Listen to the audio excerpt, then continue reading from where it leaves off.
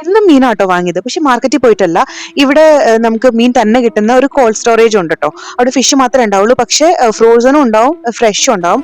മീനെല്ലാം നമുക്ക് പെട്ടെന്നൊന്ന് പരിചയപ്പെട്ടിട്ട് വരാം. ആ ഫ്രണ്ടിലിരിക്കുന്ന വെള്ള കളർ മീനാണ് വരാവര.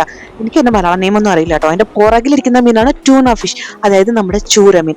അതിന്റെ തൊട്ടടുത്തിരിക്കുന്നതാണ് അതിന്റെ മുട്ട. വിചാരിച്ച ആദ്യം തന്നെ അങ്ങ് മീൻകറി അങ്ങ് ഉണ്ടാക്കാം, അതിന്റെ കൂടെ മീൻ വറക്കാൻ അങ്ങ് അരച്ചു പറ്റി വെക്കാന്നങ്ങ് വിചാരിച്ചേ. പക്ഷെ ഇതിന്റെ ഇടയിൽ ഞാൻ പോയിട്ട് അവിയലിനുള്ള കഷ്ണങ്ങൾ തേടി കണ്ടുപിടിക്കായിരുന്നു. ഈ അപ്പാർട്ട്മെന്റിന്റെ ഫ്രണ്ടിൽ ഒരു പപ്പായ മരമുണ്ട്, അതിൽ നിന്ന് ഞാൻ ഒരു പപ്പായ ഇസ്കി. പിന്നെ ക്യാരറ്റും ഉരുളക്കിഴങ്ങൊക്കെ ഉണ്ട്, അതൊക്കെ വെച്ചിട്ട് ഒരു തട്ടിക്കൂട്ട് അവിയൽ ഉണ്ടാക്കാന്ന് വിചാരിച്ചു. മീൻകറി ആണെങ്കിൽ അവിയൽ ഒരു ബെസ്റ്റ് കോംബോ ആട്ടോ. നമ്മുടെ ആ വരാവര എന്ന് പറഞ്ഞ മീനുണ്ടല്ലോ, അതാട്ടോ ഞാൻ വറുക്കാനെടുത്തത്. നല്ല വൈറ്റ് ഫ്ലഷ് ആയിട്ടുള്ള നല്ല ടേസ്റ്റും ആട്ടോ വറുത്ത് കഴിഞ്ഞാൽ.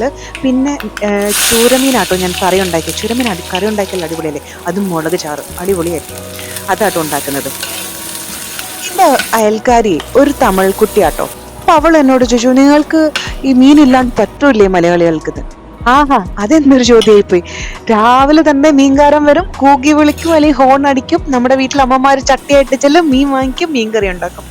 ഇത് ആകെ മാറ്റിപ്പിടിക്കുന്ന ഒരു സൺഡേ ആണ്. അടുത്തത് മീൻമുട്ട തോരനാട്ടോ. ആഹാ, എനിക്ക് വയ്യ, ഇതും അടിപൊളിയാന്ന് പറയാൻ വേണ്ടിട്ട്. എന്റെ വീട്ടിലൊരു സാധനം ഉണ്ട്, എന്റെ കെട്ടിയോൻ. അങ്ങേർക്ക് ഈ മീൻമുട്ട എന്ന് പറയുന്ന സാധനമേ ഇഷ്ടമല്ല.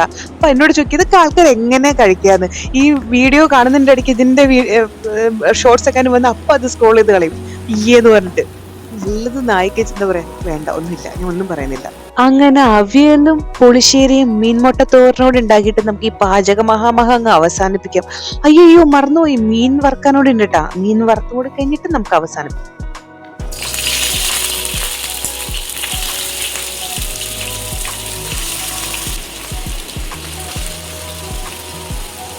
എങ്ങനെയാണ് ഈ ചോറ് വിളമ്പിയാലോ? നല്ല ചൂട് ചോറ് വിളമ്പിയിട്ടുണ്ടേ. അതിന്റെ കൂടെ അവിയൽ വന്നു, മീൻമുട്ട തോര വന്നു, മീൻ വറുത്തത് വന്നു, പിന്നെ 2 കൂട്ടം അച്ചാറ് വന്നു. അതിന്റെ കൂടെ നല്ല മുളകിട്ട ചൂര മീൻകറി ഒഴിച്ചിട്ടുണ്ട് ചോറിലോട്ട്. പിന്നെ കുറച്ച് പുളിശ്ശേരിയും കൂടി ആവാല്ലേ. ആരും കൊതിയിടല്ലേ, എല്ലാരും പിരിഞ്ഞു വെക്കോ, ഞാൻ പോയി ചോറ് കഴിക്കാൻ പോവാണ്.